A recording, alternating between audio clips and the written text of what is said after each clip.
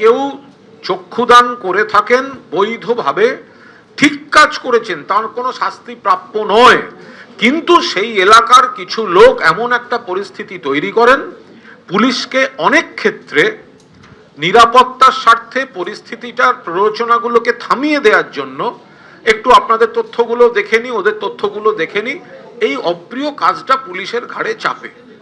তো সেই জায়গায় দাঁড়িয়ে যা করার ঠিক সেইভাবেই, এর মধ্যে যিনি চোখ দান করিয়েছেন তারও কোনো অন্যায় নেই, এবং সেই এলাকার উত্তেজনা প্রশমনে পুলিশ যে পদ্ধতিতে এলাকাটাকে আবার শান্ত করে নিয়ে বের করে নিয়ে চলে গেছে, তারা তাদের কাজ করেছেন। এর মধ্যে আমি কোনো রাজনৈতিক মন্তব্যের প্রয়োজন আছে বলেই মনে করছি। মুহূর্তে আতঙ্কে রয়েছেন? অবশ্যই আতঙ্কে রয়েছি।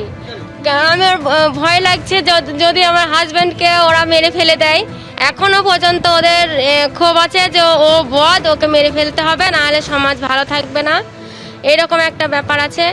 আর কখন বলা যায় না ভাঙচুর করতে আসবে, সেটাও ঠিক নেই। পুলিশ কাউকে ধরেছে? না, কাউকে ধরিনি।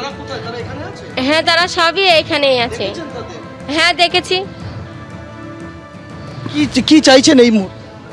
আমরা চাচ্ছি আমাদেরকে বিনা অপরাধে, আমরা একজন মেয়ে, একজন ঘরের বউ, আমাদেরকে জেলে বিনা অপরাধে 3 দিন কাটাতে হয়েছে। আমার ননদদেরকেও, তারা তাদের মায়ের শেষ কৃত্যটাও দেখতে পায়নি আমার ননদরা, এবং বাড়ি গিয়ে তাদেরকে শুনতে হচ্ছে তোর ভাইরা তোরা কিডনি বিক্রি করে খেয়ে এসেছিস।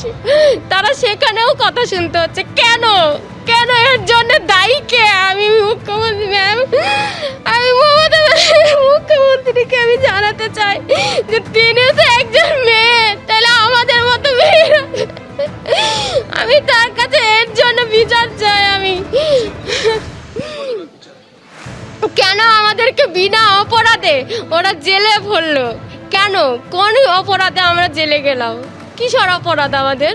আমরা নির্দোষ হওয়া সত্ত্বেও 3 দিন আমাদেরকে জেলে কাটাতে হলো, এবং আমাদের যে এই যে কিডনি বিক্রি করা, চক্ষু বিক্রি করা, একটা কলঙ্ক আমাদের মাথায় লেগে গেল। এটা কি উনি কোনো দিনই যাবে না, আমাদেরকে সারা জীবন শুনতে হবে যে ওরা মায়ের চোখ বিক্রি করে আর কিডনি বিক্রি করে খেয়েছে। সমাজ আমাদেরকে ছাড়বে না কোনো দিনই।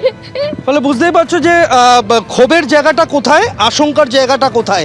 ক্ষোভ রয়েছে, দুঃখ রয়েছে, আশঙ্কা রয়েছে, কিন্তু সবথেকে বেশি যেটা প্রবলভাবে সামনে রয়েছে তা হলো তাদের করা অভিযোগের ভিত্তিতে এখনো কেউ গ্রেফতার হয়নি বা আটক হয়নি। তাদের বাড়ি ভাঙচুর হয়েছে, তাদের করা অভিযোগের ভিত্তিতে কোনো গ্রেফতারি হয়নি। এমনকি তারা যে প্রতিটা মুহূর্ত নিরাপত্তার অভাব বোধ করছেন, তাদের নিরাপত্তা সুনিশ্চিত করার জন্য কোনো আশা ভরসা পুলিশের তরফ থেকে মেলেনি বলে অভিযোগ করছেন আমির চাঁদ শেখ এবং তার পরিবার। পরের খবরে আসবো, জাতীয় নির্বাচন কমিশনের একাধিক নির্দেশ অমান্যের অভিযোগ এবার রাজ্যের মুখ্য সচিবকে দিল্লিতে তলব করলো জাতীয় নির্বাচন কমিশন। সূত্র মারফত জানা যাচ্ছে জাতীয় নির্বাচন কমিশনের সঙ্গে 1 ঘন্টা বৈঠক হয়েছে মুখ্য সচিব নন্দিনী চক্রবর্তীর। একাধিক নির্দেশ জাতীয় নির্বাচন কমিশনের তরফে যা দেওয়া হয়েছিল তা রাজ্য অমান্য করেছে বলে অভিযোগ। আরো বিস্তারিত আমরা জানবো, अंकित गुप्ता আমাদের প্রতিনিধি রয়েছেন সরাসরি। अंकित, ये बताइए कि चुनाव आयोग के हवाले से ये खबर मिल रही है कि 1 घंटे तक ये बैठक चली, तो क्या कुछ हुआ इस बैठक में? आयोग की ओर से क्या कुछ बताया गया चीफ सेक्रेटरी को? देखिए, फिलहाल है जो चीफ सेक्रेटरी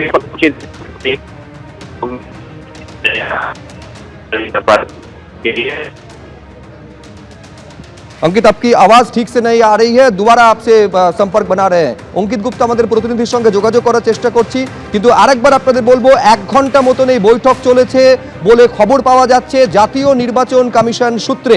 নন্দিনী চক্রবর্তী যাকে তলব করা হয়েছিল জাতীয় নির্বাচন কমিশনের তরফে, একাধিক নির্দেশ কমিশনের তরফে দেওয়া হয়েছে, রাজ্য তা অমান্য করেছে বলে অভিযোগ।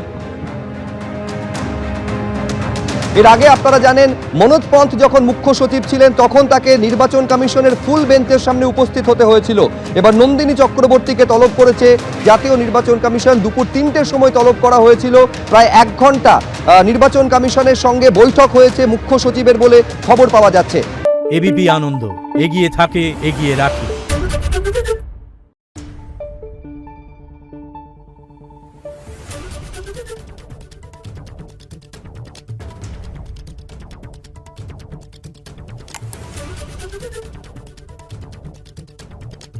है।